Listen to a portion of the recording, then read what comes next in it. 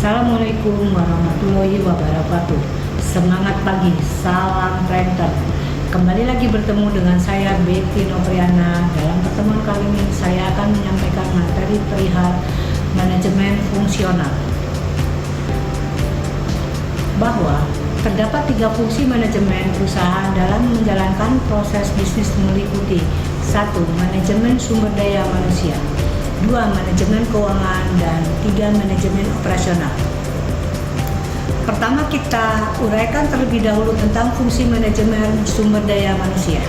Perusahaan perlu melaksanakan kajian yang dilakukan untuk meramalkan kebutuhan SDM pada masa yang akan datang dan membandingkan dengan ketersediaan SDM serta melanjutkan penetapan upaya yang diperlukan untuk menutup gap kebutuhan dan ketersediaan SDM yang ada, atau yang disebut dengan manpower planning. Manpower planning dilaksanakan untuk memastikan bahwa perusahaan mendapatkan jumlah tenaga kerja yang tepat, personal yang kualitas yang tepat, di tempat yang tepat, serta waktu yang tepat. Tentu untuk mendukung kinerja perusahaan, diharapkan setiap individu mempunyai kompetensi yang baik, serta merupakan serangkaian keahlian skill, mengetahui dan atribut yang berhubungan. Dalam hal ini ada institut yang sesuai dengan peran dan tanggung jawab jabatannya, yang memungkinkan seseorang untuk berprestasi pada tugasnya masing-masing. Kompetensi sendiri terbagi menjadi 2 bagian, yaitu hard kompetensi dan lebih mudah dikembangkan dan diamati, serta soft kompetensi atau lebih sulit dikembangkan dan diamati. Dan untuk mengembangkan kompetensi karyawan, perusahaan melaksanakan 2 bagian pelatihan meliputi training atau pembelajaran secara sistematis, yaitu melibatkan proses keahlian, konsep, peraturan, atau sikap untuk meningkatkan kinerja serta development, atau merupakan langkah menyiapkan individu untuk memikul tanggung jawab yang berbeda atau yang lebih dalam suatu perusahaan. 1. Fungsi manajemen keuangan.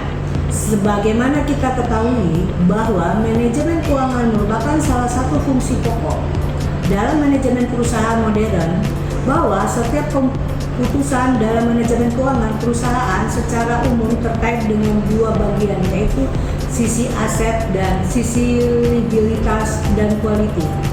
Pertama, sisi aset meliputi ada yang disebut keputusan alokasi penggunaan dana, atau yang merupakan keputusan keuangan tentang apa dan bagaimana dana yang diperoleh perusahaan digunakan untuk keperluan operasional dan investasi. Selanjutnya yang kedua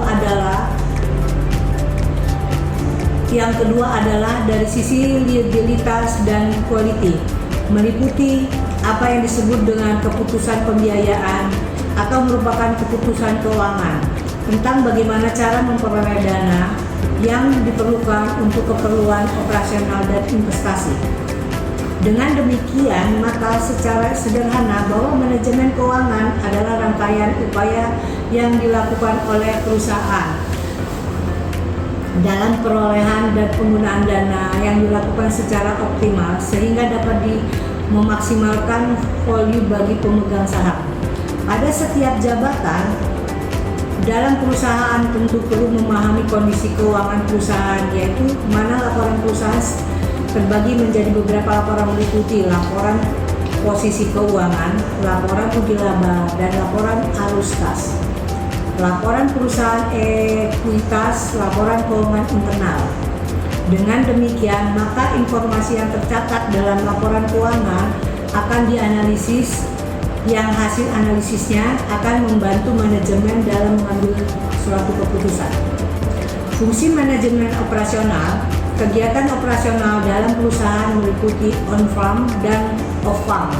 Kegiatan on-farm sendiri merupakan kegiatan operasional tanaman di lapangan, di antaranya memelihara tanaman dan pengalihan produksi. Dalam Proses tersebut tentunya sangat diperlukan kondisi kultur teknis yang harus dijaga dengan baik. Sedangkan output dari kegiatan on farm sendiri dalam proses bisnis adalah dalam bentuk bahan baku untuk selanjutnya diolah dan diproses di pabrik. Untuk menghasilkan bahan dengan volume yang lebih tinggi, pemeliharaan aset pabrik tentu harus terus terjaga agar kondisi pabrik tetap baik. Demikianlah yang bisa sampaikan. Akhir kata saya ucapkan terima kasih. Salam Renter. Wassalamualaikum warahmatullahi wabarakatuh.